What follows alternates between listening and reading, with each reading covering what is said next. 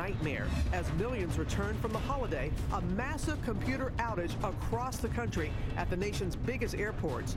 It was just chaos. Thousands stranded in line for hours. Reports of passengers fainting and getting sick. Fire and rescue called in. And the big security questions this morning. Deadly weather outbreak. At least 12 tornadoes reported and flash floods hit the south, killing at least 5 people, destroying homes. Now new tornado warnings this morning as heavy rain moves into the northeast with an Arctic blast right behind. New bombshell overnight as Republicans in Congress move to strip power from an important government watchdog. And President-elect Trump gets back to business, calling out North Korea on their nukes. Kellyanne Conway here one-on-one. Tiny hero, the 2-year-old stepping in to save his twin after a dresser falls, trapping his brother beneath it the moment he finally gets free. And their parents' urgent warning for other families this morning. Live in Times Square, this is GMA with Robin Roberts, George Stephanopoulos, and Michael Strahan. Those kids are okay. I promise you that. Get that out right away. Good morning, America. Happy New Year. We can say that again. First day back at work and school for so many people. And so many people had a difficult time getting home. Did you see those pictures coming out of those dramatic scenes at the airport last night? Travelers stuck in massive lines at customs. Take a look at this video of people. This is in line in Atlanta. That's the busiest airport in the U.S. ABC's Gio Benitez is at JFK Kennedy Airport here in New York, where they experienced major delays as well. Good morning, Gio. Robin, George, good morning to you. No doubt about it, this was a headache for travelers, but perhaps more concerning, this is the same system that checks international travelers coming into this country, and overnight, it had major problems. Overnight, the nation's airports at a standstill, thousands facing massive delays. There's thousands and thousands of people, hot, sweaty, no water. As the U.S. Customs and Border Protection system shut down for 4 hours during one of the biggest travel times of the year. The agency says the system-wide computer problem began around 6 p.m., leaving those coming in on international flights stranded. Completely chaotic. There was no system to who got through fast and who had to wait 2 hours. In Miami, emergency personnel treated 7 passengers for medical emergencies, while airport staff handed out fans and water. In Atlanta, customs officials took a dozen people at a time, manually processing their documents instead of using the individual kiosk areas. At New York's JFK, delays as long as 90 minutes. They heard you into one line, then they heard you into another line, then they heard you into another line, and it was just chaos. Customs and Border Protection telling ABC News overnight it was taking immediate action to address the technology disruption, adding it was working to process travelers as quickly as possible while maintaining the highest levels of security. And they told us to just be patient and get back in line. This morning, many questioning what caused the outage of the Customs and Border Protection's computer system, creating a nightmare for frustrated travelers coast to coast. And back out here live at JFK, we should tell you that at this point, Customs believes this was just a technical problem, not a malicious attack. Well, thank goodness they think it wasn't an attack. But meantime, how did they make sure, you said they maintained security, how did they make sure the people on the no-fly list didn't get in? No doubt a concern, George, but right now, Customs tells us that the national security database, that part of it was always working. It may have been slow, but that it was always working. Thank goodness for that. Gio Benitez, thanks very much. That's good to know. Now to those deadly storms tearing through the south, also creating a travel nightmare for so many. Reported tornadoes and flash flooding killing at least 5 people. ABC's Adrian Bankert is on the scene in hard-hit Alabama. Good morning, Adrian. Good morning to you too, Robin. Yes, those winds strong enough to rip the siding off of this church, causing some severe roof damage. And just up the road, a tree fell into a mobile home, killing several people inside. 4 people are dead following a reported tornado in Rehoboth, Alabama.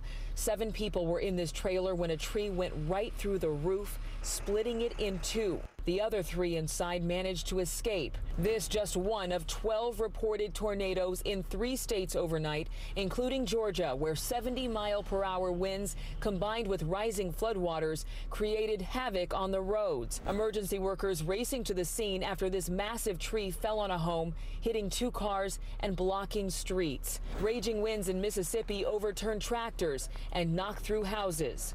In Florida, a 70-year-old man was killed by fast-moving floodwater. More than 11 inches of rain fell in Crestview, one of many communities where rising rivers and overworked drainage systems made roadways impassable. 5 seconds. And Robin, you know, the National Weather Service has yet to come out and survey some of this damage to confirm whether or not it was indeed a tornado. Either way, the cleanup begins. Robin? It does. Adrian, thank you. We're going to go to Ginger now with more on those storms and where they are moving this morning. Ginger. Throughout the early morning hours, we were seeing tornado warnings still popping up, Robin, and now those strong storms have made their way into North Florida, through Georgia, South Carolina, North Carolina, even Virginia this morning. And that's where the action is going to be for the later morning and early afternoon. Then we can say goodbye, but not before it'll leave. More severe storm reports already. At this point, at least 135 reported from Texas to South Carolina. But I wanted to bring in the next big headline, and that is that Arctic air. My goodness, is it going to be cold? A good shot of January here. It'll feel like 5 in Kansas City tomorrow morning, 22 Minneapolis. Chicago will be 5 below, and then the air slides here. So it feels like by the time we get to Thursday, feels like January. George. Winter is back. Okay, Ginger, thanks very much. We're going to overseas now to that manhunt for the terrorists who gunned down 39 people on New Year's Eve in Turkey. ISIS has claimed responsibility for the attack as we learn new details about the man who carried it out. ABC's Alex Marquardt is live on the scene in Istanbul. Good morning, Alex. Good morning, George. Turkish authorities do believe they are closing in on that suspect. We've got lots of new details from police sources this morning who tell us they have the name, but they aren't yet revealing it. They say the suspect is from Kyrgyzstan in Central Asia, that he arrived in Turkey in late November with his family and then traveled here to Istanbul just 4 days before the attack. This is the face of the alleged killer as he strolls through one of Istanbul's central squares just a few days before the attack. New images of the suspect, whose name hasn't been revealed, and new details about how he did it, reportedly taking a taxi just before midnight to the upscale Reyna nightclub. He then stormed in at 1:15 a.m. Over just 7 minutes, he fired 180 rounds of a caliber bullet used by AK-47s, using 6 clips, leading experts to believe he was well trained. The gun, police sources tell us, is not from Turkey, adding that the attacker also used flares to illuminate his targets. Here, he appears to be taking off his jacket. Sources tell us they believe he changed his appearance to help his escape, and then pretended to be wounded and limp to blend in with those fleeing. He escaped in another taxi, going less than half a mile before getting out carefully, looking around and walking away slowly.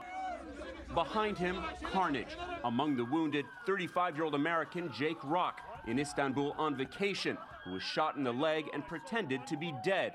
He was flown home to the U.S. All I can say is it's a massive tragedy. This is very unfortunate. With ISIS now claiming responsibility, they are sending a clear message that as they are beaten back in Iraq and Syria, we can expect to see more attacks like this here in Turkey and beyond. Robin? All right, Alex, thank you. We have the latest now on the Trump transition. 17 days until the inauguration, and the president-elect is back to business and back on Twitter. We're going to hear from his senior advisor, Kellyanne Conway, in just a moment. But first, ABC's Cecilia Vega is at Trump Tower here in New York. Good morning, Cecilia. Robin, good morning to you. A new year, a new tweet storm. Donald Trump, as you said, may be just days away from his swearing in, but on Twitter, at least, he's now looking backward to November and that big win, taking another victory lap. Fresh off his big New Year's bash in Mar-a-Lago. All I can tell you is we're going to do a good job. Okay? We're going to do a good job. Donald Trump is ringing in 2017 with a Twitter blitz, and it seems no subject is off limits. The president-elect writing, North Korea just stated that it is in the final stages of developing a nuclear weapon capable of reaching parts of the U.S. It won't happen. Plus a jab at Chicago's mayor on that city's murder rate. If mayor can't do it, he must ask for federal help. Even a complaint about a new book. Trump writing, it used the worst cover photo of me. Just 17 days to go until inauguration, Trump is promising something else on the calendar first. Big news on those Russian hacks. I also know things that other people don't know, and so they cannot be sure of the situation. Like what do you know that other people don't know? You'll find out on Tuesday or Wednesday. He's still doubting evidence from 17 U.S. intelligence agencies who say they have concrete proof of Russia's involvement. I want them to be sure. I think it's unfair if they don't know. And Trump is back here in New York. Today he's got meetings right here in Trump Tower, including with Mike Pence. Everyone, George, is now waiting to see if today might be the day that he releases whatever this new information is that he says he has on those Russian hackers. George? And Conway about that. But now that the new Congress is back for its first day of business, so much on its plate, from repeal of Obamacare, tax reform, confirming Trump nominees. So let's bring in our congressional correspondent, Mary Bruce. And Mary, even before the official swearing in today, the House GOP voted overnight to take away the power and independence of the Congressional Ethics Office.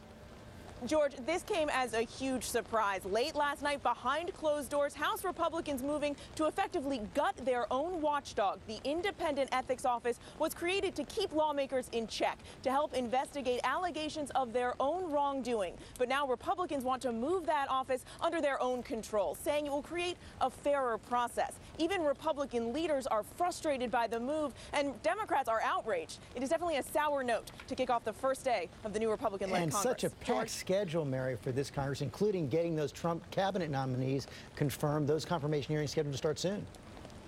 Yeah, and Democrats are ready to go to battle over those confirmation hearings. They're specifically targeting 8 of Donald Trump's picks.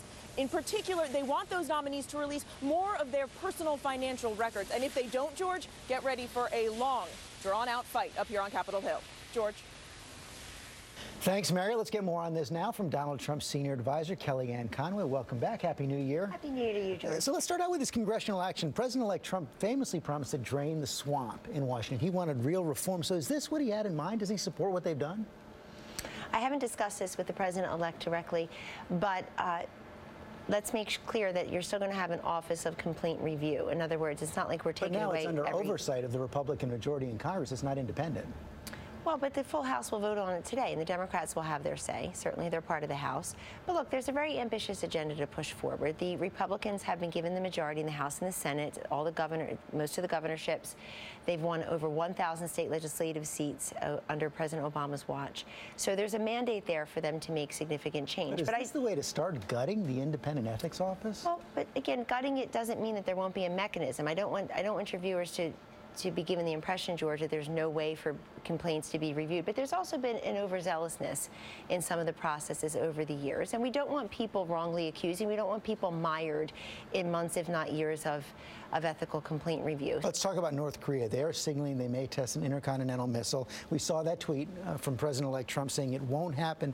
So does that mean he's going to order the military to shoot down a North Korean missile test? It doesn't mean anything like that at the moment. He's not president yet, and he's not making policy at the moment. We still have a president for the next 17 days, George. At the same time, President Trump will be very tough on those who are developing nuclear capability. It's been a big disappointment to many Americans, including the president-elect, that Iran, for example, was emboldened and increased its nuclear capability through one of the deals that this administration has put forward. But their program is now on hold. What about North Korea? You know, there's so few avenues, so few tools to stop them. What is the president-elect suggesting he's going to do? He has not stated that publicly, and he won't before he's inaugurated. But we do know that there are sanctions that are possible. They haven't always worked. I think China would have to have a significant role here as well. But he's putting them on notice. He's putting North Korea on notice through this tweet and through other statements that this won't happen. He, as President of the United States, wants to stand between them and their missile capabilities, which experts say could be deployed to reach Seattle almost immediately. Finally, on that Russian hacking, you know, so many people's were caught by surprise by those comments by Mr. Trump over the weekend saying he knows things that other people don't know about the Russian hacking. What was he referring to? Well, presidents and president-elects have to know things that you and I don't know. I sure hope they do. He's privy to intelligence briefings of all sorts. He has the presidential daily briefing, which is a product, but he has other briefings. And today he is... But it's the consensus of those intelligence briefings that Russia was behind it. Well, Julian Assange of WikiLeaks said just yesterday in an interview that will be aired tonight on a different network that it was not a political party and it was not So is that Russia. what Mr. Trump was referring to? No, he's not referring to that. But he also has said, as president-elect, that he is receiving an intelligence briefing from our top intelligence officials from across this country here in New York early this week, and he plans to do that. And the reason he's doing that is because he wants the information. You know, there's but he was saying he already knew something on Saturday that we don't know. Well, he doesn't other things that we don't know. We see a lot of blind quotes. We see a lot of unsourced information. There were CIA operatives, George, who were invited to testify before the House Intelligence Committee and refused to show up and instead are leaking to the press. This is not how we as Americans want our intelligence to necessarily work. Look, at the in the Trump administration, we believe that politics should not interfere in our intelligence, but we also believe that intelligence should not interfere in our politics. So if those intelligence officials come to the president like today or tomorrow, whenever that briefing is, and say, we know Russia was behind it, will he accept it? He'll have to see all the evidence. He'll have to see what's in the briefing. And remember, you're not saying it now, but many people on TV try to conflate any Russian hacking that may have occurred with the election results. And that has been conflated, unfortunately, where people are still trying to find a reason why Hillary Clinton lost. You can't deny it, because on every other network, on everything, everyone who makes a statement about the Russian hacking these days are saying, aha, and that's why Hillary Clinton lost. I think it was very embarrassing to the Clinton operation to have the content of those emails revealed to the country. That's what they really don't like about it, that they were questioning Hillary Clinton's judgment. Can she find her voice? People were calling Chelsea Clinton a spoiled brat. It was a very uncomfortable situation for them. Kellyanne Conway, thanks very much. Thanks for having me. And we do expect that intelligence briefing today. We do. And we do know 17 days until the inauguration. We're going to go to Amy now, the morning's other top stories, starting with a mishap on a flight. That's right. An investigation is now underway after a baggage handler became trapped inside the cargo hold of a United Airlines flight from Charlotte to Washington. Airport workers soon realized what had happened and called the FAA, which immediately then worked to confirm the man was an employee and not a stowaway or someone posing a security threat. It's unclear, though, how he got locked in the cargo hold in the first place. Well, a federal judge says Charleston church shooter Dylan Roof is competent to represent himself during the sentencing phase of his trial, which begins tomorrow. The same jury that convicted Roof of killing 9 black churchgoers back in 2015 will now decide whether or not he gets the death penalty. A dramatic crash in California. An SUV stalled on this freeway with no lights on. You see what happened was hit at full speed. A news photographer was there, ran to pull the driver out of the burning vehicle, dragging him away to safety. Neither man, thankfully, was seriously injured. Some quick thinking there. And in Hawaii, officials at Volcanoes National Park hope to have a new viewing area for visitors that opens today. The previous viewing area was abandoned over the weekend because this massive section of lava crumbled into the ocean. Some visitors were removed with just moments to spare. Wow. And in sports, Oklahoma beat Auburn 35-19 in the Sugar Bowl. But the game everyone is talking about is the Rose Bowl. USC scored 17 unanswered points, including the game-winning field goal as time expired to beat sorry Lara Penn State 52-49. Did you see Lara earlier this morning? She was just like... It was a tough night for Lara. Yeah, we have to be... That was quite a game. We'll be kind and populous. We will. How about we move on to a little love on the tennis court for a line judge in the line of fire. Take a look at this. She was hit by a serve during this match in Australia. The ball that struck her was going at 126 miles an hour. You see there American player Jack Sock rubbing her head, giving her a little kiss. She's okay. She even stayed on the court. I mean, after all, it was his fault. But it ended with love. Is it too early for puns? Should I save that for 8 o'clock? Yeah, when you had the audience. Remember, it worked really well. They laughed at it. We do too. You were laughing on the inside. That's right. Ginger, no laughing matter out west with all this snow and cold. Not at all. Look at this. This is Bay Area snow, 2 inches. That's Hamilton. They actually closed down the observatory on this mountain. And this is an area, though, you guys, that needed this snow and rain, and they're getting blasted again. There's part of the Sierra that could get up to 4 feet. You already see some of those new storm alerts that stretch all the way into Wyoming and Colorado. Polar jet, subtropical jet come together. Very exciting stuff. All right, let's get to your local weather in 30 seconds. First, though, the Tuesday trivia brought to you by Walgreens.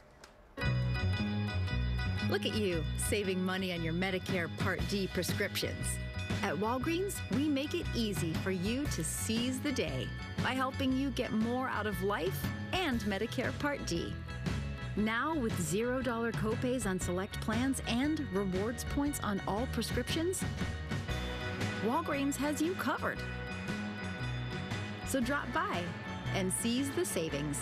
Walgreens, at the corner of happy and healthy.